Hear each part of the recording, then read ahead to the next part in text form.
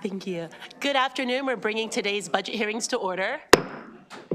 We have just 3 items before us. We'll be beginning with the University of Maryland Global Campus, and first hear from their budget analyst, Kelly Norton. Thank you, Chair. We're going to start on page 5 with Exhibit 1. It shows the total undergraduate enrollment and category changes from fall 2018 to 2024. Total undergraduate enrollment increased by 1,394 students, or 2.7%, from fall 2023 to 2024. As is illustrated in the exhibit, all categories had increased except first-time full-time students. Total undergraduate enrollment in fall 2024 reached 52,187. Exhibit 2 on page 6 looks at UMGC's FTEs enrollment relative to the University System of Maryland as a whole. As shown in the exhibit, FTEs enrollment at UMGC represents a growing share of total USM FTEs enrollment. From 2018 through 2024, UMGC represented the largest share of FTEs enrollment for USM, with College Park representing the second largest portion. Moving to student performance, Exhibit 3 on page 7 provides the second and third year retention rates for transfer students. The second year retention rate decreases to 64% for the 2023 cohort, and the third year retention rate has held steady at 47% for the 2021 cohort. Exhibit 4 on page 8 provides the 4- and 6-year graduation rates for transfer students. As shown in the exhibit, the 6-year graduation rate increased to 26% for the 2019 cohort compared to the 2018 cohort.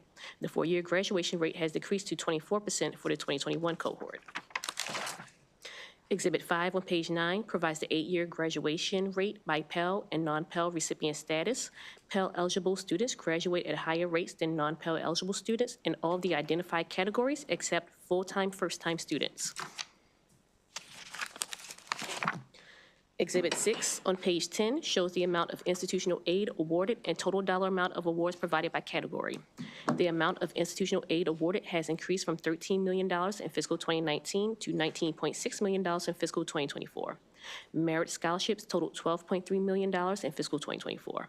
UMGC attributes the large percentage of the aid going to merit rather than need-based aid to the Maryland Completion Scholarship, which allows Maryland Community College graduates to transfer to UMGC to complete a bachelor's degree for under an additional $12,000 in total costs. This program is not need-based aid and accounts for the large amount of institutional aid going toward merit scholarships. The U.S. Department of Education reports the median debt and earnings for graduates by field of study in an effort to give students a better picture of outcomes at the program level. Exhibit 7 on page 11 shows this. Sorry, lost my place on the page. Exhibit 7 on page 11 illustrates that the median debt of students range from $12,500 for nursing majors to over $26,700 for non-professional general legal studies majors. As is also shown in the exhibit, computer and information science majors attained the highest median earnings, which total over $103,000. Moving to the budget, Exhibit 8 on page 13 provides the budget changes for unrestricted funds by program from fiscal 2024 to 2025. The largest dollar change was in student services, which grows by $22.5 million. The next largest change comes from instruction, which increases by $8.3 million. The expenditure increases across the programs is driven by the associated costs of enrollment growth and salary adjustments. Exhibit 9 on page 14 shows the E&G expenditures have exceeded revenues in 5 of the last 7 fiscal years. In fiscal 2025, the E&G deficit is expected to be $17.5 million. When universities face these deficits, they use auxiliary revenue to cover the difference, which comes from residential halls, food services, parking services, and bookstores. However, as a non-traditional university, UMGC lacks this revenue source. Therefore, UMGC relies on the fund balance to cover these deficits. The president should comment on how the university is addressing the financial situation, the sustainability of using fund balance over the long term to support E&G expenses, and how it is working to bring its expenses more in line with revenues. The proposed fiscal 2026 budget is found in Exhibit 10 on page 15. It identifies that the total state funding decreases by $0.2 million. State funds actually decreased by $2.6 million when excluding the impact of the fiscal 2025 general salary increase in fiscal 2026. The president should comment on how the institution will address the reduction in state support. Exhibit 11 on page 16 provides a breakdown of unrestricted revenues by source and total unrestricted funds. The ratios for these levels have remained roughly stable over this period. The fiscal 2026 allowance anticipates tuition and fee revenue of $441.5 million, an increase of 3.6% or $15.2 million compared to fiscal 2025. The personnel data can be found on page 17. In fiscal 2026, the number of contractual full-time equivalents increased by 165.09. The president should provide a reason for the continuing increase in contractual FTEs in fiscal 2025 and 2026. Issues begin on page 18. The first issue covers the UMGC HIDA entities. The enactment of Chapter 450 of 2012 laid the groundwork for HIDA entities at USM institutions.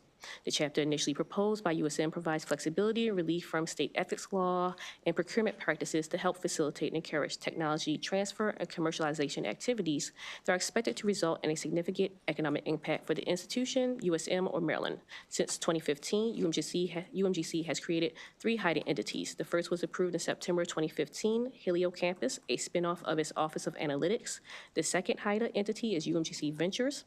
The third entity is Accelerate. Ventures is a holding company for the other 2 HIDA entities. It manages Accelerate and has an equity investment in Helio Campus. During OLA's most recent fiscal compliance audit, 3 findings were raised related to the HIDA entities. The audit raised issues with the lack of competitive procurements, not properly monitoring the IT project, and whether if HIDAs are still in the best interest of UMGC and the state, since UMGC accounted for 92% of Ventures revenues from fiscal 2017 to 2022. The audit also raised issues of transparency in relation to institutions and their HIDA entities due to financial documents connected to the HIDA entities not being readily accessible to auditors.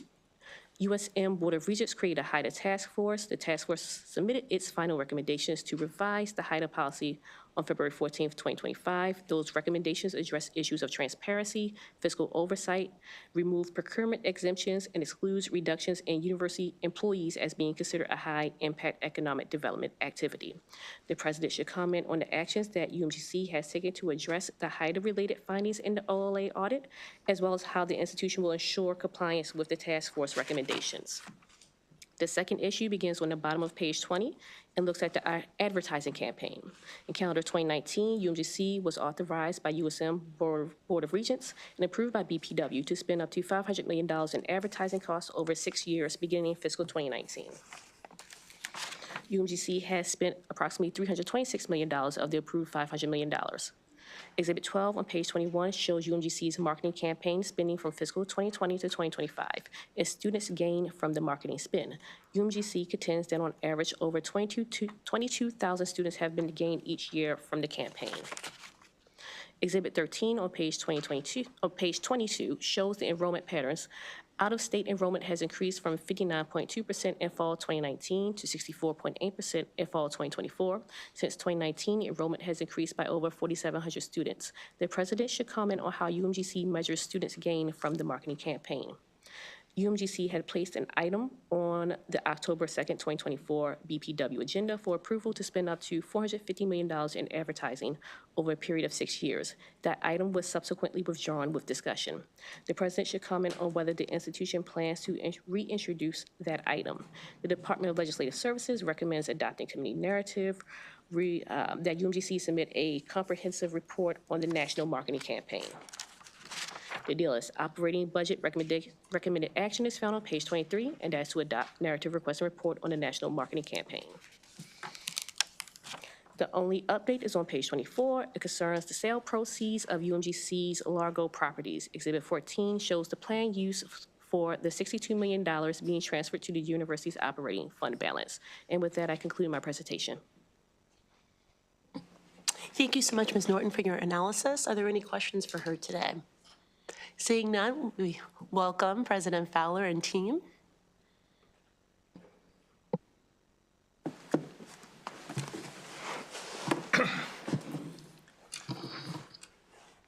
Thank you, Chair Smith, and to the members of the committee. I also want to acknowledge my Chief Operating Officer, Joseph Sergi, who's here with me as well. There we go. So I wanted to, as always, thank you for your time. And of course, anytime I am down here in Annapolis, I want to make sure that we are taking time to acknowledge the various people who help us with things. So first of all, Kelly Norton, and for your diligent work, we really appreciate your time at UMGC and, of course, working with us to produce this report. I'm always also appreciative of my time here in Annapolis because everywhere I turn, I see evidence of the work that our team does here in Maryland, from the legislators who have taught for UMGC to the office staff who proudly display UMGC credentials on their walls. A few weeks ago, I was sitting in the Senate canteen when one of our recent graduates, May Beal, who's an octogenarian, walked in with her trademark smile and stopped to tell me that she is working here, still making a difference and still inspiring others here within the state to continue learning. And that is the unique charter of UMGC here in Maryland, to provide opportunities for learners whose lives do not always allow them to commit to rigid schedules or face-to-face learning experiences. Some 80% of our learners are employed full-time, and almost half are parents with dependent children.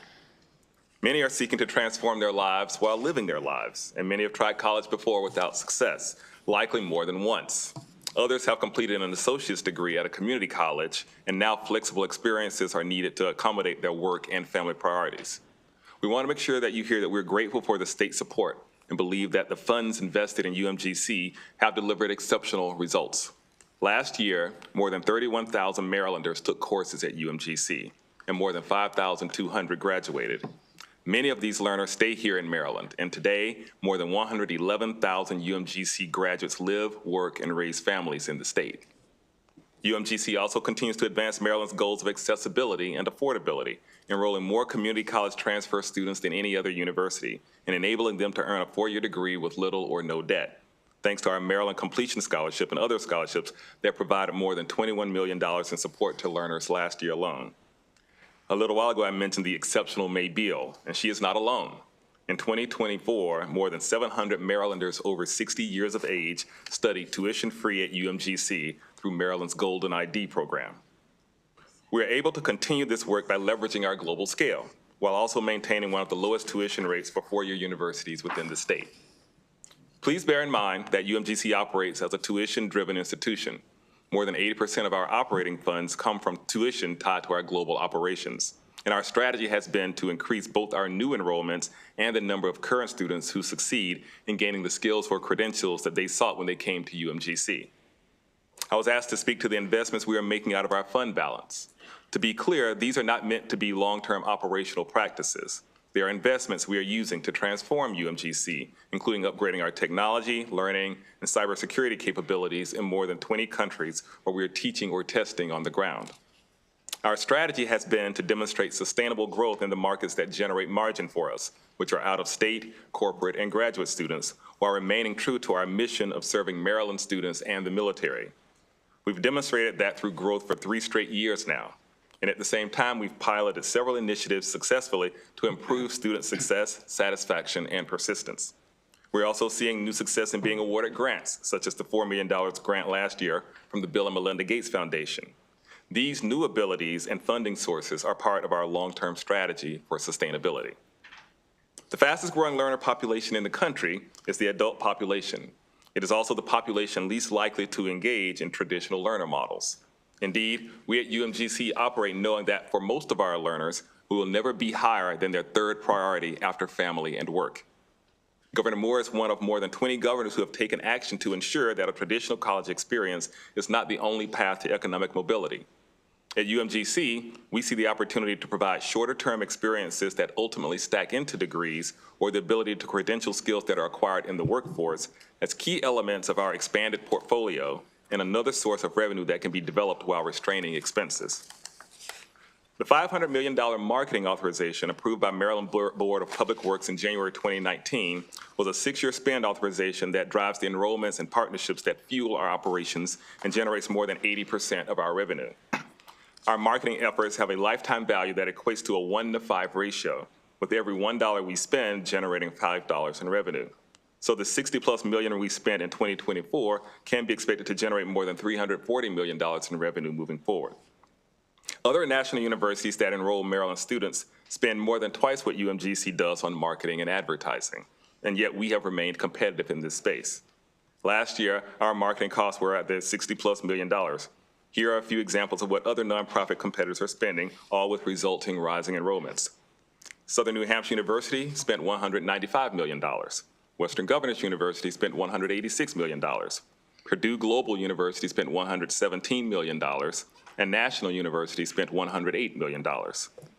In a recent budget testimony, the Maryland Higher Education Commission referenced this competitive environment, noting that, quote, almost half the students from Maryland who enrolled exclusively in distance education programs are enrolled in programs in Arizona, Virginia, the District of Columbia, Utah, and New Hampshire, end of quote. Predictably, these are the home states of our major competitors, such as Arizona State, Liberty, Strayer, Western Governors, and Southern New Hampshire, respectively. The strategies we have deployed post-pandemic have resulted in those 3 years of double-digit growth that I mentioned, increasing our overall headcount served by more than 10,000 students since 2022. In fact, last year, UMGC celebrated the largest fall start in its 78-year history, enrolling almost 95,000 learners and granting more than 16,000 degrees and certificates worldwide. In the past couple of weeks, we also broke our spring start record, and there are still a few spring starts that will commence in the months ahead. Like any complex business, we measure our marketing campaign by its overall impact on our numbers. Most learners, for example, don't see a single bus sign or hear a radio or television commercial and immediately enroll, especially if they have not been successful in college in the past or if they think they aren't college material. In fact, many of our learners don't actually enroll for months after first hearing of UMGC. Success is measured in part by whom they search for and call when they ultimately decide to enroll in a university. This is why, for us, brand recognition is so important. Many of my legislative friends in this room distribute yard signs and T-shirts for much the same reason, knowing that when the time comes to pull the lever, familiarity is a big part of that selection. This is why, in addition to new enrollments, one of our key metrics is increasing brand awareness, using measures like national awareness, where we grew from 12% to 21% from 2023 to 2024. While this is good progress, we still have plenty of room to grow, considering Southern New Hampshire and Arizona State are around 50%, with national populations almost double our own.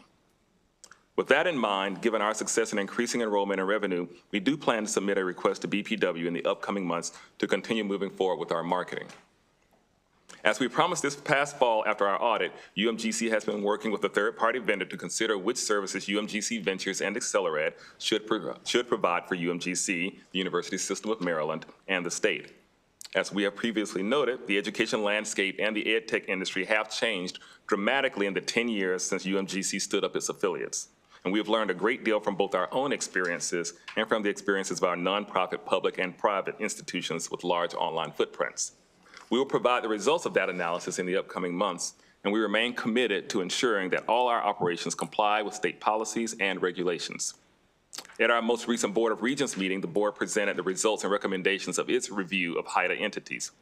Updates presented to the board included clarification of eligible activities, improved transparency in reporting, audit requirements, and a removal of procurement exemptions. The board will vote on these in an upcoming meeting, and UMGC supports these recommendations. Additionally, the board and USM, including UMGC, have voiced support for Senate Bill 439, Senator Lamb's bill updating the HIDA statute. I was asked to comment on two other items. On the topic of continuing an increase in our contractual FTEs, UMGC forecasts continued growth over the next 2 years and will need more practitioner instructors or other functions, either online or in various locations around the globe to provide services. On the question of how UMGC will absorb the state cuts, let me echo Chancellor Perman's commitment to do our part in these challenging fiscal times.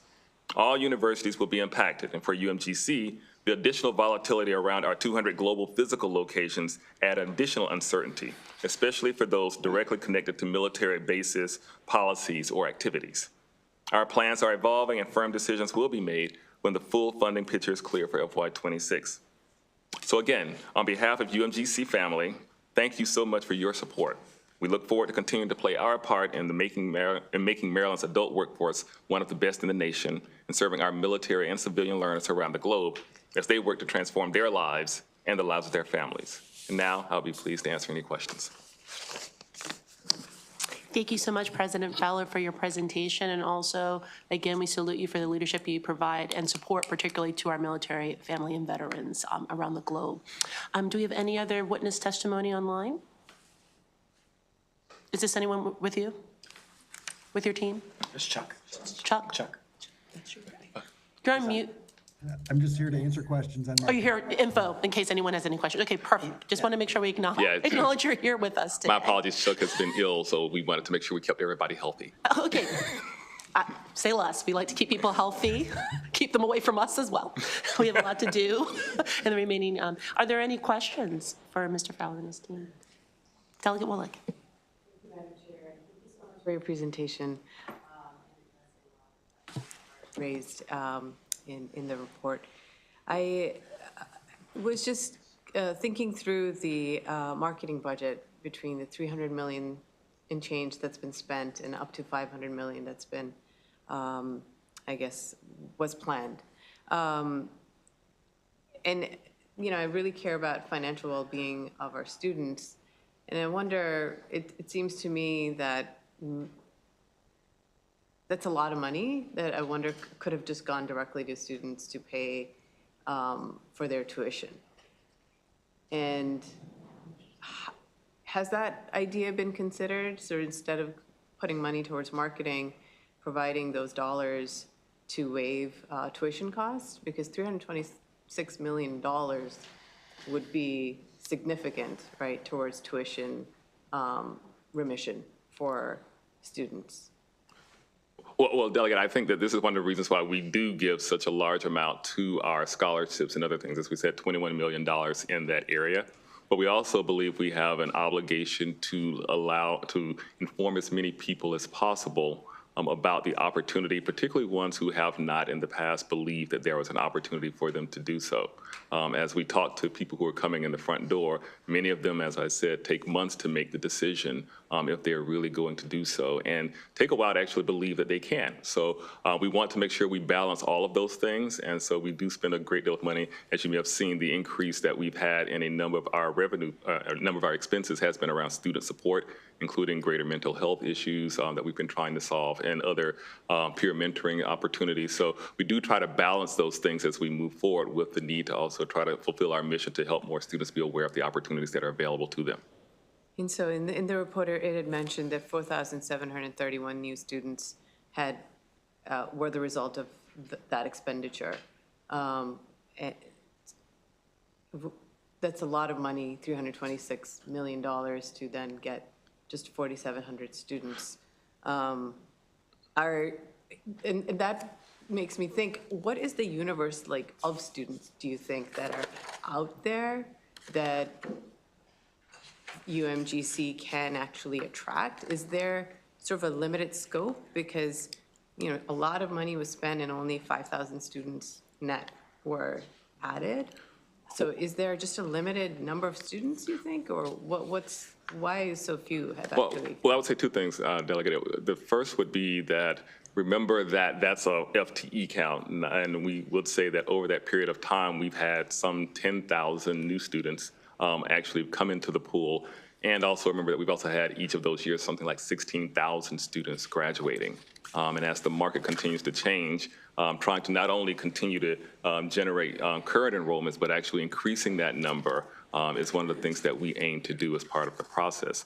So I think it is trying to make sure you take a look at the totality of that, and also recognizing that, again, a lot of these students will take a year to 2 years to make the decision of when and how they're actually going to try to move forward, if they're going to try to move forward. Okay. Yeah, Thank you. let me jump in there. I mean, I'm not quite sure where the 4,700 came from. I think it was somewhere in the report, but actually the bulk of our students come through this advertising, and we monitor it very specifically, looking at our digital and our advertising. The bulk of our students are driven by our advertising. That, you know, we're talking adult learners. That's a different beast than, you know, College Park, which has its football team and its dorms and such. If you're looking at the world of adult learners, and Greg went through some of the spending a lot of the competitors use, so it's actually really critical. And if you look at, you know, as we drive through it, most of our students are coming through our advertising. I think it was about the growth or something, but it really is the dominant number of our people come through the advertising. Thank you. I was just wondering if the universe of available students is in fact just not that big, and are all the institutions fighting over a limited number of students, Or is the thought that there are actually a lot more students out there that are interested? Yes. And they would be drawn in with the advertising? Because if it's the former, then spending more money isn't going to yield more students if it's a limited pool. Yeah. So I would say that the goal is, actually, this is, as I said, the fastest growing single market in the space. And as we can all see, as for a various number of reasons, people lose their jobs, people go back to school for various upskilling. What you're seeing is the plus 22, plus 23, meaning their ages, is actually the market that is growing the fastest when it comes to the upskilling that is necessary. All the more so because you're talking about an adult population where the workforce is changing. So if you already have your bachelor's degree and are looking to get a degree in machine learning or artificial intelligence, not a degree, but a credential, if you're looking for one in project management, what we're seeing, not just within the state of Maryland, but also across the country, are more and more people trying to find opportunities for learning that allow for them to do something that may be asynchronous, that does not require them to have to brave the beltway at 7 o'clock in the evening to try to go get classes. If anything, that market will continue to grow as the skill set demands and the technology needs continue to move forward over the next period of time. So what we've got to do is make sure that we create these short-term credentials, that we find other ways through internships, through workforce relevance, through the programs that we're able to do in various ways to skill up or certify people who have those skills so they can get those jobs as we're moving forward. That will only continue to expand over the next period of time as we move forward. Thank you. And then specific to your question, while our core Maryland and military potentially has limits on it, one of the really important things for us strategically is to expand beyond that. So that does open up a much larger population for us and helps us to generate the revenues to fulfill the our needs for Maryland and the military. Thank you. Delegate Beecham. The 500 million over 6 years is like 83 million a year. And you had mentioned, you got a 1 to 5 ratio in return for that. Explain that to me, because I don't quite understand how that ratio would come about with 5,000 students or 4,700 students. I was going to see if Chuck was going to try to respond to that. Because again, you're talking the lifetime value of a student over a period of time. But Chuck, you wanted to say something to that? Well, that's exactly what it is that we get, when they come in a year, we get revenue out of that, and then they typically are saying for 2 or 3 or 4 more years. So it's the lifetime value of the revenues attributed to those enrollments.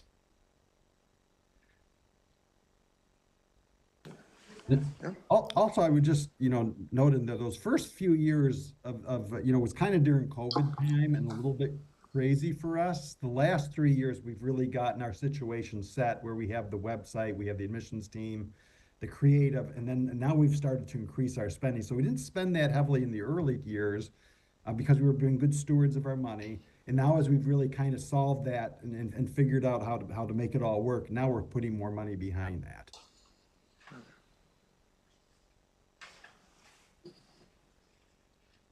So I just wanted to follow up because essentially what you're asking, Delegate Beecham, quickly said that's only about 84 million a year. But when you talked about the spending of your competitors, it's more than the 69 million a year you're getting, but it's still not really putting you in the ball game. I mean, I don't watch a lot of TV. I mean, I do. I do watch a lot of TV, but mainly streaming where there's no really ads. But I mean, I see Southern New Hampshire ads frequently. I don't know how many people in the audience, who encounter a television feel like, I see it kind of all the time. So, and we even have an alum here who was in the military. So I think it's one of those situations where people are seeing your competitors in Maryland maybe sometimes more than you, right? Is that what you're testifying to? That is true, and also true that in both of those instances that we already talked about, Southern New Hampshire and Western Governors, they are making a play nationally, particularly here, and one of them has actually set up a headquarters in Baltimore specifically, and you see them from time to time publishing in the Baltimore Sun that we are here. And of course, being an out-of-state national institution means they don't have to play by the same rules that we play by here in Maryland. So they can run any program program they want to any population that they want. And they have, over a period of time, because they've been doing this for quite a while, accrued the sort of energy that it takes to have some very large populations. We aren't necessarily trying to play the game of trying to be as large as them. We certainly want to make sure we serve Maryland as the institution that we need to be. But the goal is to make sure that Marylanders and others create a viable operational model that we can continue to serve the state very well by, as I said, whether it's the money that we put before the completion scholarships, whether it's the money that we put before our 3D scholarships within the state of Maryland, whether it is the opportunities that we provide by keeping our tuition low. All of these things add up to being able to serve Maryland well as a result of that.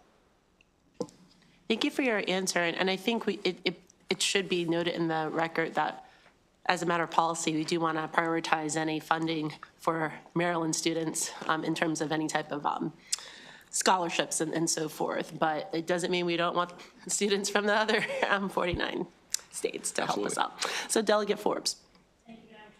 On what you were saying about advertising, I think it's really important that you're in the marketplace and advertising to let people in Maryland know there's an in-state option available and that they don't have to pay the tuition of some of the for-profits and some of the out-of-state schools.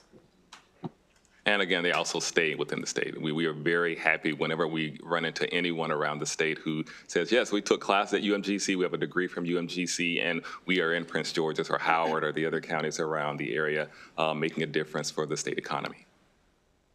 Thank you so much. Any additional questions? Seeing none, that concludes the budget hearing for University of Maryland Global Campus. Next up, University of Maryland College Park Campus. We'll begin with Ms. Sarah Baker's analysis.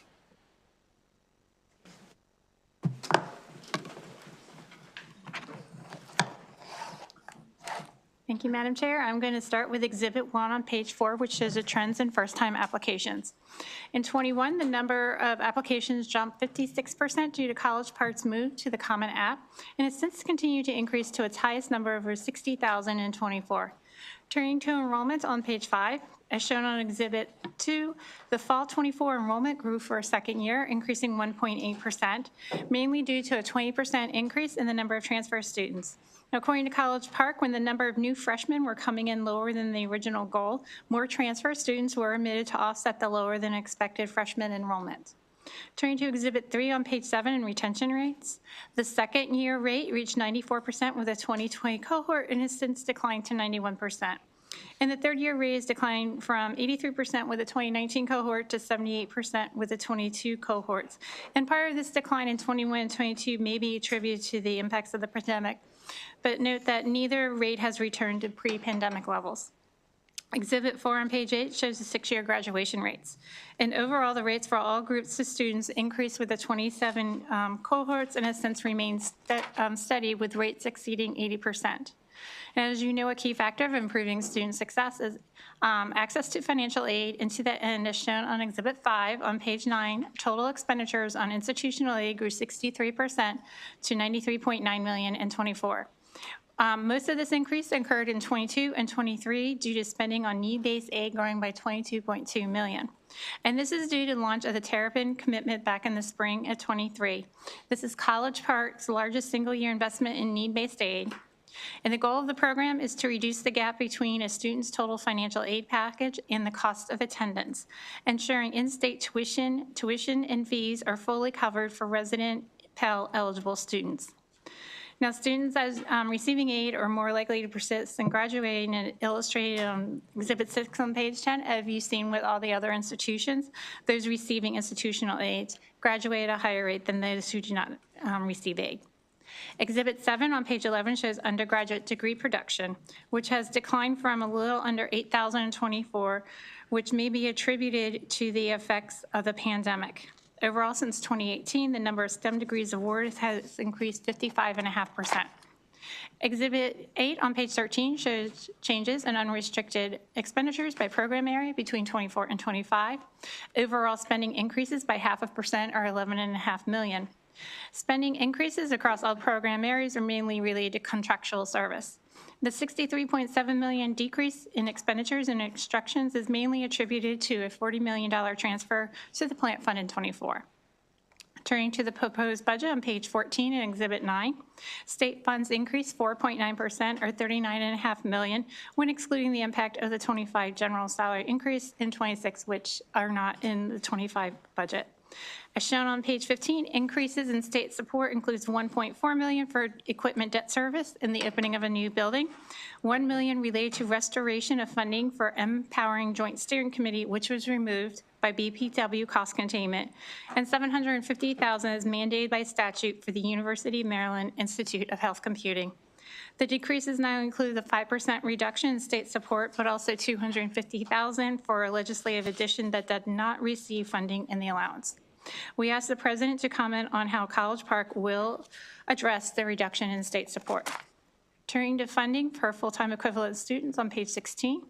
As shown on Exhibit 10, prior to 23, tuition and fee revenues per full-time equivalent student exceeded that of state funding. From 22 to 24, state funding per FTS grew 32.2% or $6,300 per full-time equivalent student. And this reflects salary increases in those years and the restoration of the BPW cut. The recommendation is on page 17, and that is to see the USM overview for system-wide recommendations, and that concludes my presentation. Thank you, Ms. Baker, for your presentation. I'm glad it was the second presentation today, just picking with you. Are there any questions for Ms. Baker? Seeing none, President Pines, always a pleasure to see you.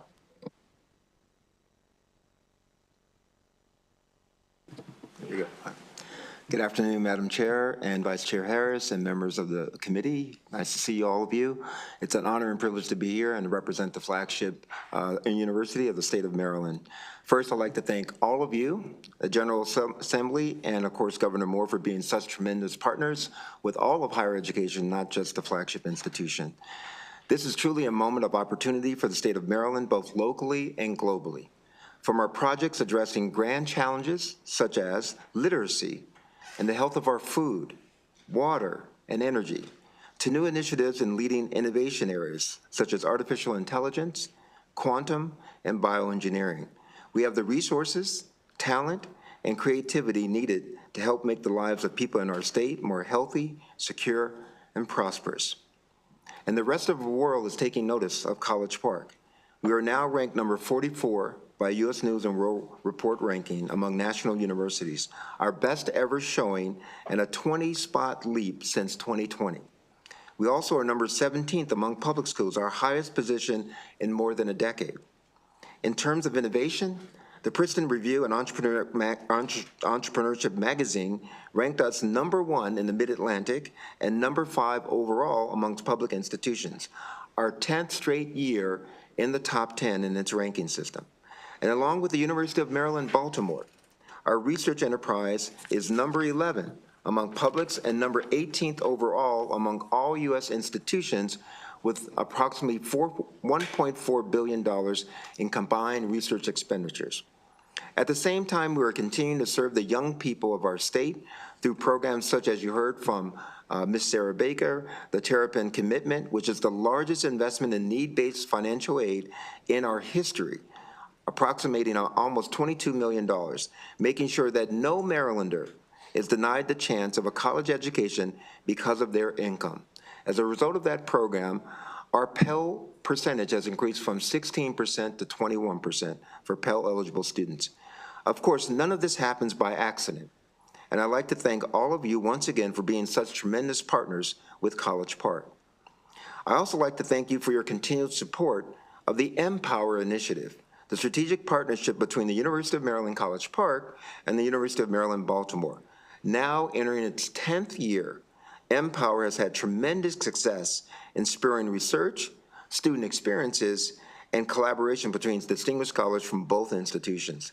In just the past year alone, Empower has resulted in 17 new startups in our state, 98 patents, the creation and retention of more than 1,000 jobs, and hundreds of millions of dollars of investments in grants and revenue through the Center for Maryland Advanced Ventures and Maryland Momentum Fund.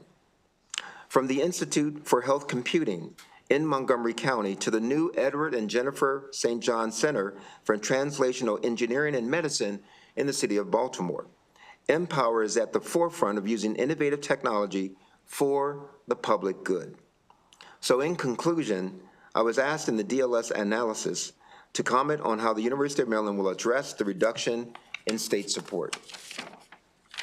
The University of Maryland plans to address the current round of reductions in state support through a range of actions designed to lower expenses and increase revenues. To manage expenses, we plan to slow down our hiring and strategically manage positions. We will reduce non-personnel expenses, including but not limited to travel, the use of professional consultants, supplies and materials, and equipment purchases. In addition, we will reduce facility expenses while continuing to focus on those related to health and safety, compliance with laws and regulations of the state, and critical systems maintenance. We will explore areas to increase efficiencies through restructuring and streamlining our operations. Additionally, we will look to increase revenues wherever possible. For instance, we will attempt to increase professional master's degree programs and pursue other entrepreneurial activities. It is important to note that we will prioritize the safety of all of our students, faculty, and staff. In all we do, we will protect the academic core mission of the campus to the greatest extent possible. I'd be happy to answer any further questions. Thank you.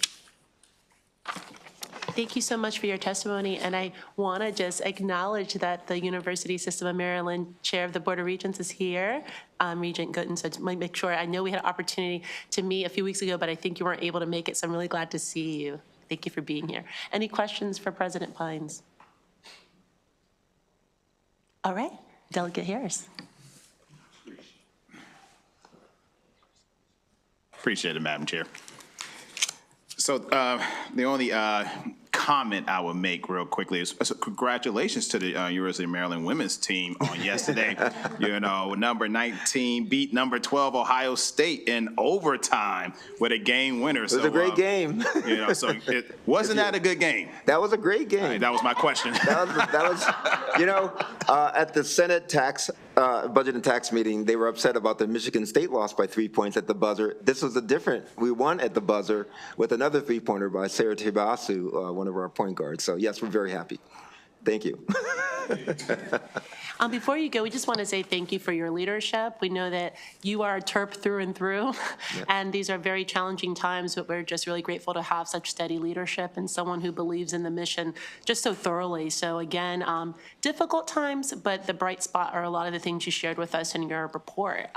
Terps are leading not just across the state, but across the country and world. So thank you for your leadership and making that possible. Thank you, Madam Chair. I really appreciate it. Yes, I don't believe, is there, Delegate Bullock. Yes, thank you. Thank you, Madam Chair, and thank you, President Pines. I have a question that's less related specifically to College Park, but more about higher ed in the state of Maryland. Given everything that's happening from the federal side, how do you sort of foresee, Maryland responding? You can speak to your institution, but then broadly in your conversations with other presidents, by when do you think we're going to have a real understanding of the implications of everything in terms of how institutions are affected and, frankly, what they are going to need from us as well? Well, thank you for that question, Delegate Wolek. So we've been meeting, the USM presidents just met today, in fact. Vice Chancellor Herbst, who's behind me, was at the meeting. We have now been meeting, this was our fourth meeting since the new administration has been in office. We are meeting pretty much every week, almost akin, I hate to use these words, but akin to the pandemic time period, where we are sharing all information about what's happening that we're seeing with our peers across the United States and also with our higher education organizations. So what has happened is all the system presidents and the entire system have come together to strategize about the best solutions moving forward as we see uncertainty in the federal government in many different domain spaces. So let me just give you 5 of them that affect us. Number 1, of course, you all saw the executive order on the F&A rate at NIH at 15%. So fortunately, there was a lawsuit filed by the state of Massachusetts. We joined that lawsuit, and the state of Maryland State's Attorney's Office joined that lawsuit. And there's temporary restraining order, and they're waiting for that to get adjudicated in the courts, federal court in Massachusetts. So that's one area, which is the R&D F&A rate. Immigration, undocumented students, we are caucusing on that issue. We are caucusing on DEI programs that are coming out of the Department of Education through a Dear Colleague letter. And then there are other efficiencies that are affecting other agencies that affect grants and contracts. So we have been meeting to discuss, again, what's our best response, either from the system, from Chancellor Perman and Vice Chancellor Herbst and everyone else at the system, or through our Higher Education Association. So we have been working very closely with the American Council on Education, which kind of oversees all of education in the United States. And then the peer group of American Association of Universities, which is the highest leading research institutions in the nation, about 71 institutions. And then finally, the American Public Land Grant Universities. So they have actually coalesced, these three organizations, ACE, APLU, AAU, and they're fighting the good fight on our behalf. So we're not alone in this fight in terms of preserving our programming, preserving our values and our mission, and simply waiting for and working with our federal delegation as well to ensure that we are preserved to the best of our ability to do our good work. We're all very worried, to be honest with you, about the loss of federal employees and what that means to us and our programs that we have with these different organizations. So it will have a significant effect on our research operations, both in the short term and in the long term. Thank you. Yep. Any additional questions? Thank you so much, All right, President thank you. Hines. We'll now move on to the Maryland Department of Labor. Let's see. And Mr. Scott Benson will provide the analysis.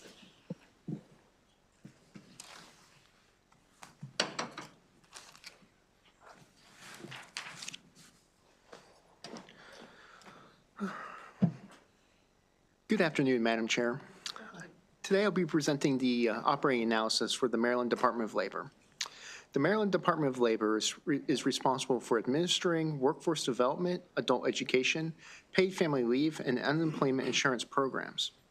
You can see in the operating budget summary that the fiscal 2026 budget increases by $102.9 million, or 16.6%, to $722.3 million.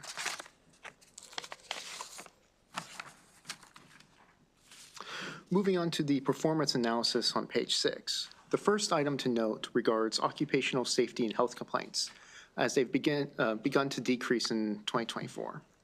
The MOSH Act generally requires employers to provide each employee with employment and a place of employment as safe, healthful, and free from recognized hazards. You can see in Exhibit 1 on page 7, the number of occupational health and safety complaints investigated by the department between fiscal 2015 and 2024. Complaints investigated by MOSH increased significantly in fiscal 2021 due to the COVID-19 pandemic and continued to increase in each year between fiscal 2022 and 2023 to historically high levels. Between fiscal 2023 and 2024, however, the number of complaints investigated decreased from 232 to 191. But despite this decrease, the number of complaints investigated remains 62% above the levels in fiscal 2019. The second item involves correctional education. In 2008, the Correctional Education Council, or CEC, was established as a partnership between labor and the Department of Public Safety and Correctional Services to develop educational and workforce training programs for correctional institutions. CEC works closely with the Correctional Education Staff, or CE, at labor to provide educational programs for inmates. You can see in Exhibit 2 on page 8 the total number of students served, as well as the number of certificates received at each literacy level in the CE program. The number of CE students had been declining prior to the COVID-19 pandemic, but the numbers served have rebounded somewhat in fiscal 2023 before decreasing again in fiscal 2024 to 3,140 students. Moving on to appropriation information. Regarding fiscal 2024, one finding contained in the statewide review of budget closeout transactions for fiscal year 2024, released in January 2025 by the Office of Legislative Audits, or OLA, involved labor. Specifically, OLA noted in their fifth finding that labor was unable to support accrued federal fund revenue entries totaling $204.7 million This includes a $67.6 million entry that Labor was aware was not recoverable as it had exceeded the related federal grant. Additionally, OLA noted that Labor had recorded 18 positive accrued revenue entries, but was unable to ensure if the amounts were proper. Moving on to fiscal 2025. In its July 17, 2024 meeting, the Board of Public Works approved 5 cost containment actions impacting Labor to reduce the fiscal 2025 appropriation by a total of $4.9 million. Section 21 of the fiscal 2025 budget bill had added $4.4 million in general funds for legislative priorities. And the fiscal 2026 budget includes 7 proposed efficiencies for Labor, a net increase of $15.9 million for the fiscal 2025 appropriation. General funds consist of the majority of the deficiency appropriation, with the largest proposed deficiency being $19 million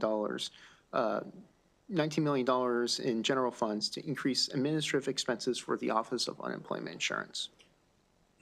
Moving on now to the fiscal 2026 overview. The fiscal 2026 allowance is $722.3 million, of which the division of racing accounts for 30% of the allowance, which is a 4 percentage point decrease compared to share in fiscal 2025. You can see this in Exhibit 3 on page 12. Additionally, workforce development programs comprise of 23% of the allowance, while unemployment insurance represents 21%. Moving on now to the proposed budget change. As you can see in Exhibit 4 on page 13, the fiscal 2026 allowance increases by $102.9 million. Of this increase, $103.3 million is in special funds, primarily for the family program and a new unemployment insurance administrative fee. Under current law, and as reflected in the fiscal 2026 allowance, the family program is set to begin receiving contributions on July 1st, 2025, and $66.8 million is included in the fiscal 2026 allowance. Now, moving on to the Budget Reconciliation and Financing Act of 2025, or the BRFA. A provision in the BRFA would establish a new administrative fee for the emission of unemployment insurance. The administration of unemployment insurance. Under the provision, beginning January 1st, 2026, a fee of 0.15% would be applied to all taxable employers, and the revenue raised from that amount will be deposited into the Special Administrative Expense Fund for administrative expenses of the unemployment insurance program. Some additional items in the BRFA include changes to certain mandates, such as the New Start Grant Program created by Chapter 45 of 2022. That act also required the governor to include an annual appropriation of $200,000 for the program, while a provision in the BRFA would reduce the mandate to $50,000. Additionally, the Construction, Education, and Innovation Center created by Chapter 34 of 2016, which had its mandate altered by Chapter 493 of 2023, which increased the mandate to $625,000. A provision in the BRFA this year would reduce the mandate to $531,250. Chapter 403 of 2022 created the Career Pathway for Healthcare Workers program, while a provision in the BRFA would reduce the mandate to $500,000 from $1 million. And the final items include the Montgomery and Prince George's County Rent Court Workforce Solutions Pilot Program, created by Chapters 294 and 295 of 2024. The governor is required to include $100,000 for programs in each county, but a provision in the BRFA would eliminate the mandate for the program, and language in the fiscal 2026 budget bill would reduce the general fund appropriation by $200,000 contingent on that provision. Moving on now to the purse dedication count on page 17, or PDA.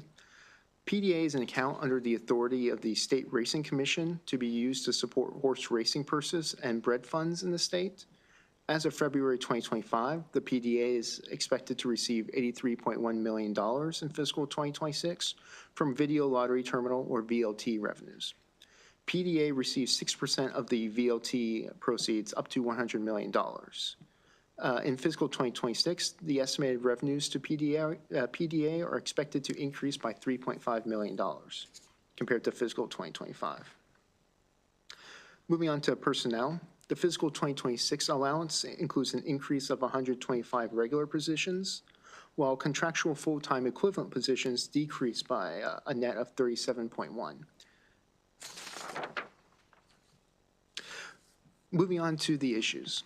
The first issue to discuss involves the Family and Medical Leave Insurance Program. Chapter 48 of 2022 established the family program, which will provide up to 12 weeks of benefits to a covered individual who is taking leave from employment due to caring for certain family members, the individual's own serious health condition, or a qualifying event arising out of a family member's military deployment.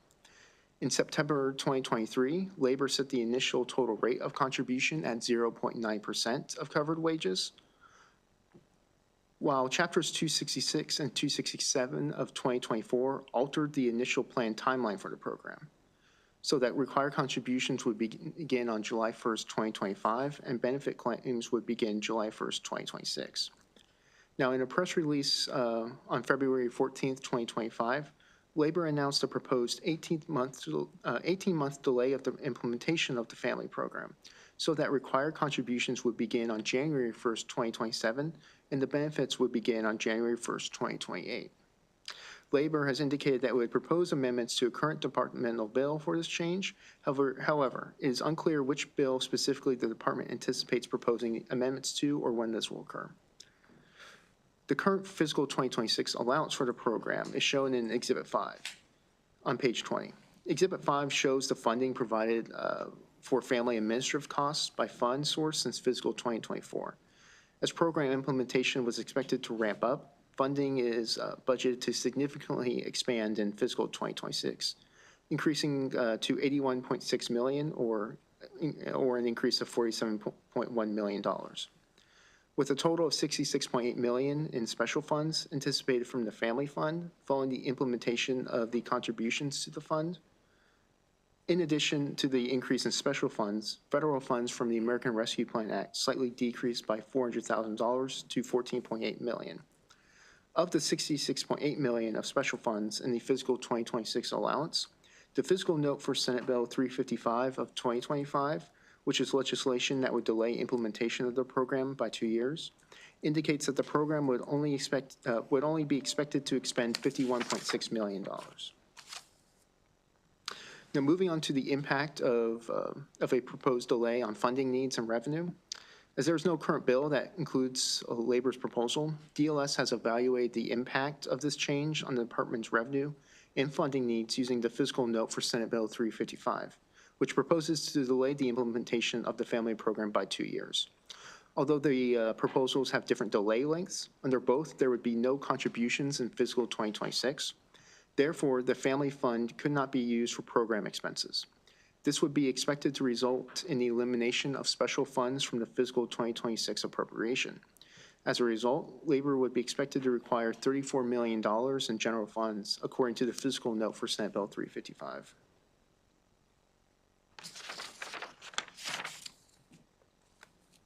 Moving on to the second issue of unemployment insurance. Overall, Labor's fiscal 2026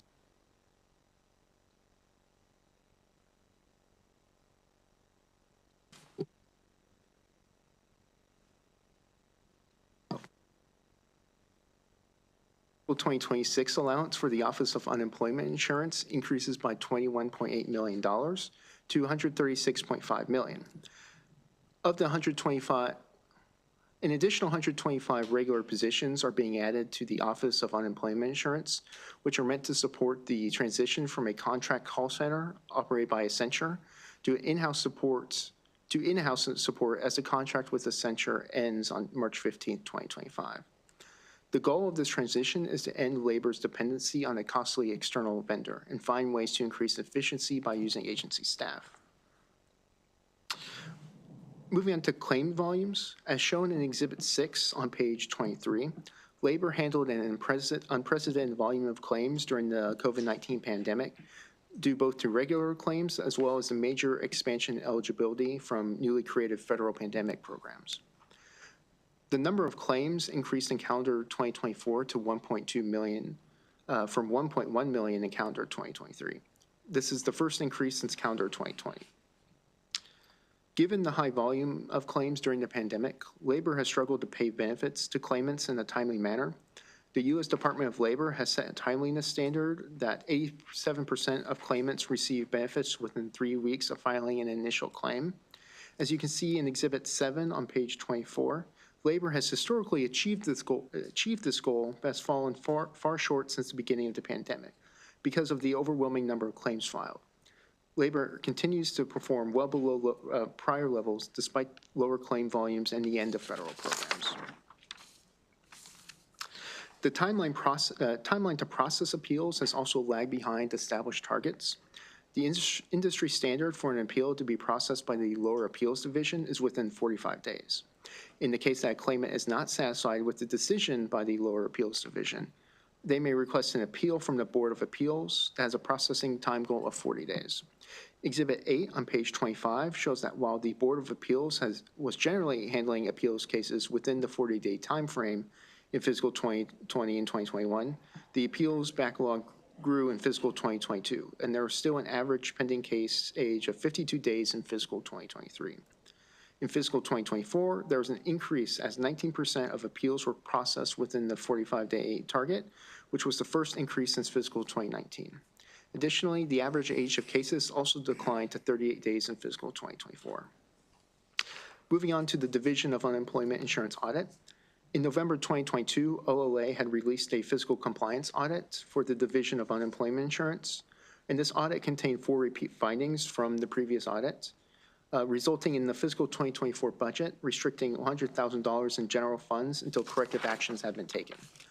OLA submitted a report in May 2024 indicating that corrective actions have not been sufficient in resolving the agency's problems, and as a result, the $100,000 was not released. Moving on to the third issue regarding the Maryland Small Business Retirement Savings Board, or MSB-RSB. Created by Chapters 323 and 324 of 2016, MSB-RSB was created to administer the Maryland Small Business Retirement Savings Trust and program known as Maryland Saves. While this is not a part of labor has provided funds to MSB-RSB in the form of a loan of $900,000 in fiscal 2024 and 2025. A loan of the same value is again provided in the 2026 allowance. And moving on to the final issue, apprenticeships. Labor is responsible for approving new apprenticeship programs as well as changes to current programs, as well as ensuring compliance with state and federal requirements. Funding for Maryland's registered apprenticeships programs has increased significantly, and the state has engaged in increased efforts to study and improve state apprenticeship programs. Exhibit 9 on page 27 shows the growth in active apprentices to more than 11,000 in each of fiscal 22 through 2024. In fiscal 2024, labor reported an increase of 500 active apprentices. The number of apprenticeship programs increased each year in fiscal 2022 and 2023. However, the number of apprenticeship programs decreased between fiscal 2023 and 2024, going from 41 to 35. And with that, we move to the operating budget recommended actions. DLS is recommending 6 actions. The first action DLS is recommending is to restrict $250,000 in funding until a report is submitted showing the status of repeat findings. The second recommendation DLS is recommending is to add language to reduce $13.8 million from the special fund appropriation for the PDA, contingent on the enactment of legislation reducing the share of VLT proceeds. The third recommendation DLS is recommending is making $33 million from the new special fund, Unemployment Insurance Administrative Expense Fund for the Office of Unemployment Insurance, contingent on the enactment of legislation establishing the administrative fee. The fourth recommended item is to adopt the following narrative: unemployment insurance performance status. The fifth recommended item is to add the following language to the special fund appropriation to reduce the special fund appropriation in the family and medical leave insurance special funds for the family program in the division of paid leave by $17.6 million, contingent on the enactment of legislation delaying the implementation of the program. And the final item DLS is recommending is to reduce special funds in the division of paid leave by $15.2 million, as the amount included in the fiscal 2026 allowance is greater than is needed to support the implementation of the program. And the final item to discuss is a Budget Reconciliation Financing Act recommended action. And DLS recommends amending a provision to reduce the amount of video lottery terminal proceeds going to the PDA from 6 to 5%, with additional revenue going to the general fund in fiscal 2027 and 2026 and 2027, excuse me, and then the Blueprint for Maryland's Future Fund beginning fiscal 2028. And that concludes my presentation. I'm happy to take any questions. Thank you so much for your analysis. Great to see you today. Any questions? All right, at this time, we'll hear from Secretary Wu and Deputy Secretary Perkins-Cohen, and anyone else that might be joining us. Good afternoon. Thank you, Chair Smith, Vice Chair Harris, and members of the subcommittee. For the record, I'm Portia Wu, Secretary of Maryland Department of Labor, and I am joined by Deputy Secretary Jason Perkins-Cohen. We also have a number of our division leaders and budget team here to answer specific questions if needed.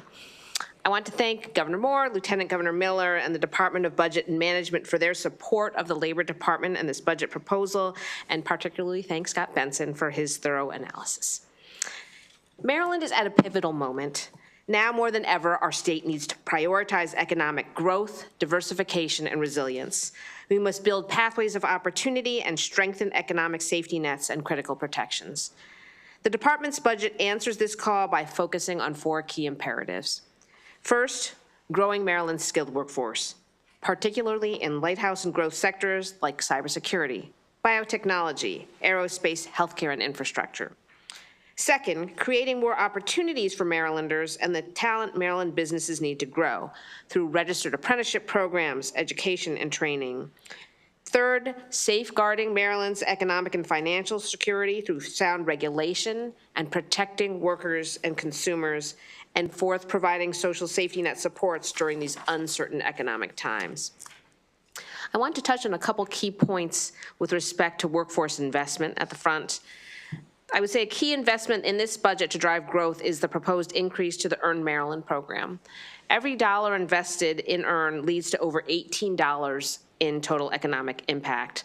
The proposed additional investment could train over 1,600 workers to move into good jobs in in-demand fields right here in Maryland in critical sectors like healthcare and other through registered apprenticeship and other employer-driven training models. The budget also contains $5 million for the Cyber Maryland program, $3 million in general funds contingent on legislation, and $2 million in an economic growth dedicated purpose account for fiscal 26. I want to thank Delegate Forbes for her leadership in this area.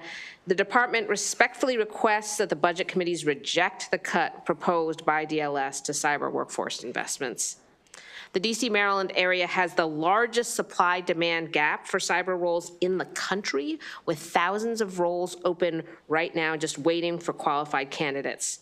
Nearby states like Virginia are making major investments in an attempt to win the cyber race. Cyber Maryland has published a growth strategy, but we must have the infrastructure and support necessary to execute that strategy. I will note there is legislation to move that program to the Department of Labor that is attached to our budget ask. The budget also supports the department's Talent Innovation Fund to launch programs to address nursing shortages and workforce needs in sectors like biotech and aerospace. And both of these investments, the Talent Innovation Fund and the Cyber Maryland proposals, will enable the department to leverage millions of dollars in external philanthropic funds that we have already engaged with those groups to leverage and bring to support the state.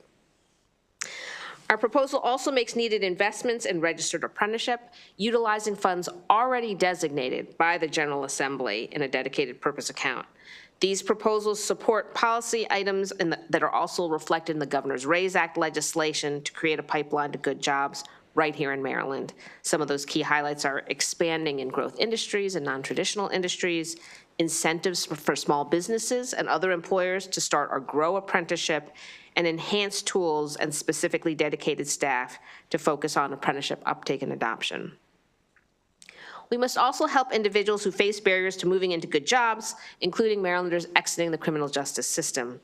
This budget proposal invests $2.7 million in correctional education to correct a prior budgeting error and ensure existing services in correctional education can be continued without disruption. Finally, social safety nets such as unemployment insurance must be there to support Marylanders during this critical time. The state's UI program is faced with an ongoing structural deficit as a result of insufficient federal funding support. Given the potential for significant and rapid increases in unemployment insurance claims in the near future, it is imperative that the state program have sufficient funds to function and meet the needs of Marylanders. The department asks the budget committees to support a provision included in the BRFA that establishes an administrative fee on UI taxable wages.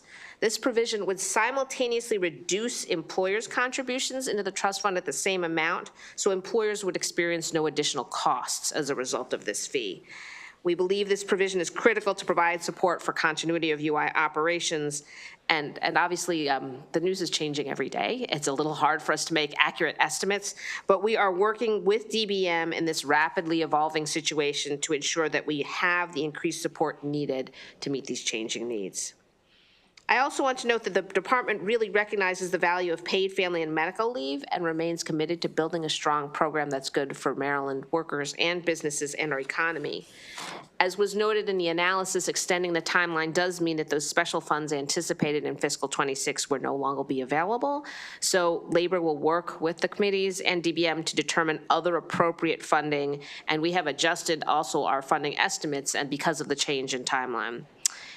In closing, this proposed budget supports a strong future for Maryland, where our state continues to invest in economic growth and build economic prosperity for all Marylanders, and we request the committee's support.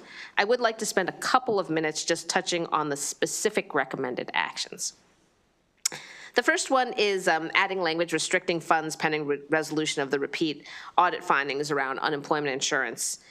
We have addressed a number of these findings and has put in place controls that restrict access to Beacon and some of the other issues that were raised.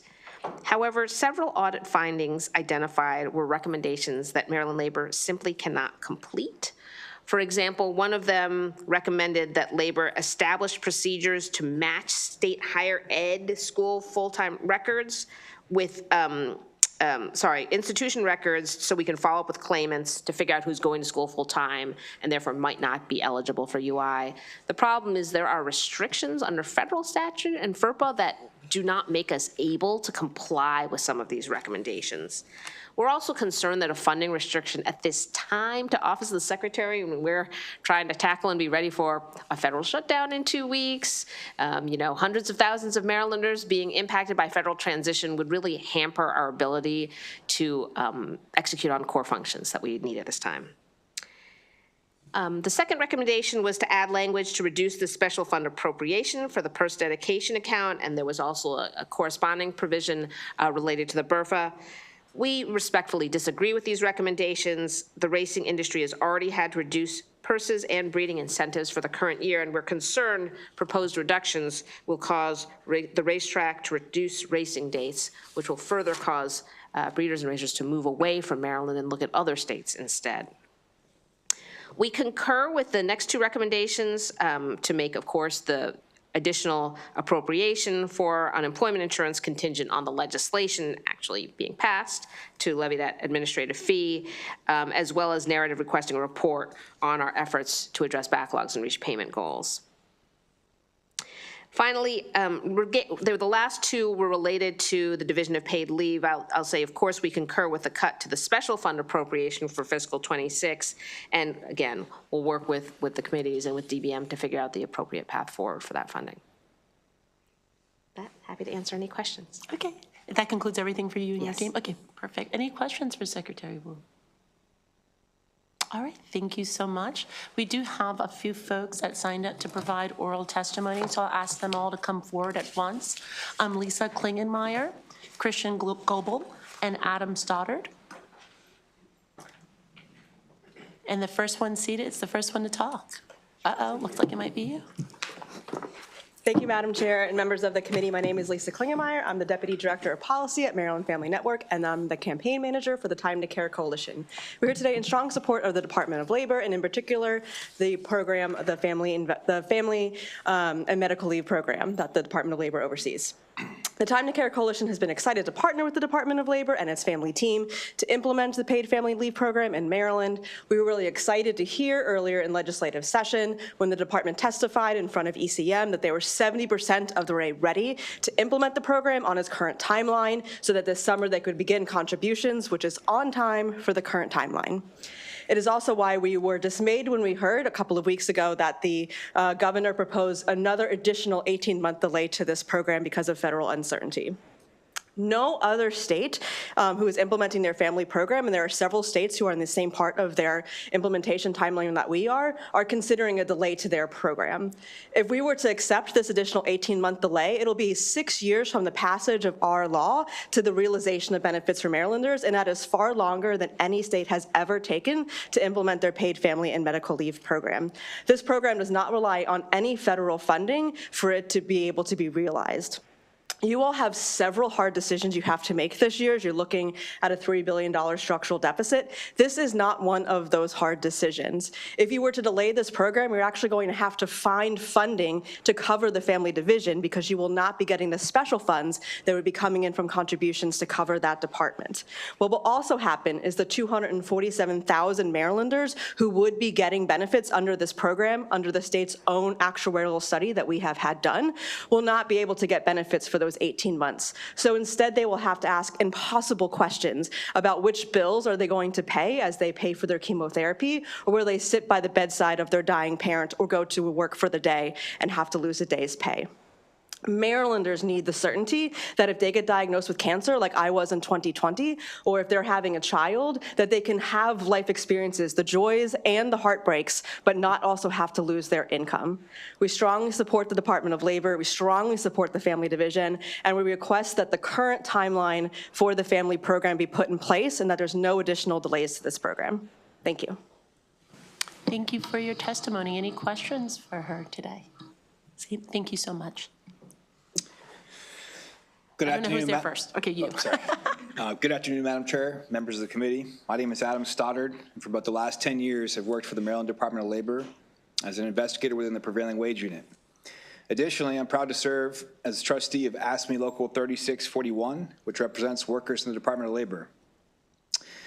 I'm willing to bet if you're anything like me, you don't want to work a job where you're likely to get physically hurt because it's unsafe, nor a job where you're likely to get cheated or taken advantage of.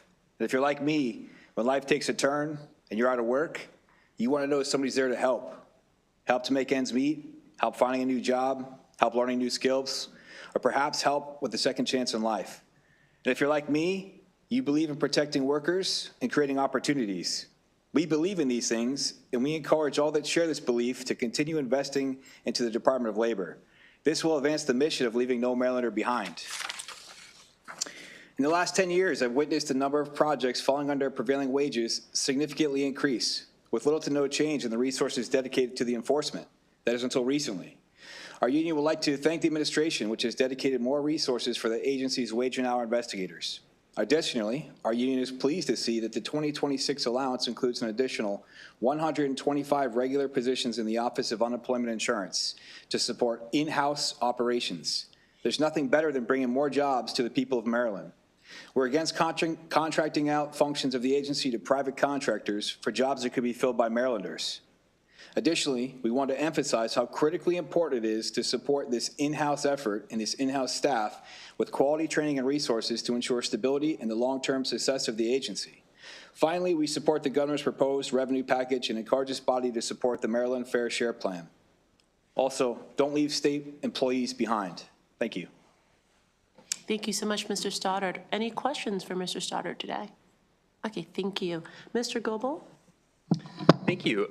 Good afternoon, Chair Harris, Chair Smith, Vice Chair Harris, and members of the committee. My name is Christian Goebel. I serve as Legislative and Political Coordinator with AFSCME Maryland Council 3. Our labor union represents approximately 50,000 public service workers across the state, county, and municipal levels of government. In the FY26 proposed allowance, the governor's administration has provided the Maryland Occupational Safety and Health Administration with 96 positions. We would encourage the budget committees to please consider increasing the allowance provided to MOSH personnel. We understand that this is a very difficult fiscal challenge and a fiscal climate, but we believe investing in occupational safety and health is a win for everybody, our employers, our workers, our communities. And as this body is aware, in 2024, our union lost 3 of our brothers to events in the workplace. Mr. Agent Davis Martinez was a parole and probation agent who lost his life on the job. Mr. Ronald Silver II was a Baltimore city sanitation worker who lost his life on the job. And Mr. Timothy Cartwell similarly was a sanitation worker who lost his life on the job. The needs of this agency are immense and vast. We have approximately 2.7 million workers across the state, 186,000 businesses. 350,000 of those workers are public employees at thousands of workplaces across our state at the state, county, and municipal level. In short, this is an agency that's tasked with an immense responsibility and vast jurisdiction, and currently they only have 96 positions. So we would please urge the committee to please consider investing additional resources into this body. Finally, to the extent that there are any policy considerations or discussions regarding the delayed implementation or enforcement of Maryland's heat stress standard, we would encourage the body to reject any of those considerations. Mr. Ronald Silver II died from heat stress on the job on August 2nd of this past year. Our heat stress standard went into effect on September 30th. We believe if that standard could have been in effect, it could have saved his life. So please, to the extent that there are any discussions or conversations connected to that, please reject those. Thank you. Thank you, Mr. Goebel, for your testimony, and thank you to all 3 of you for your advocacy today. That concludes all testimony on the Department of Labor budget and all testimony for the entire budget hearing for today. So thank you to you 3. Thank you.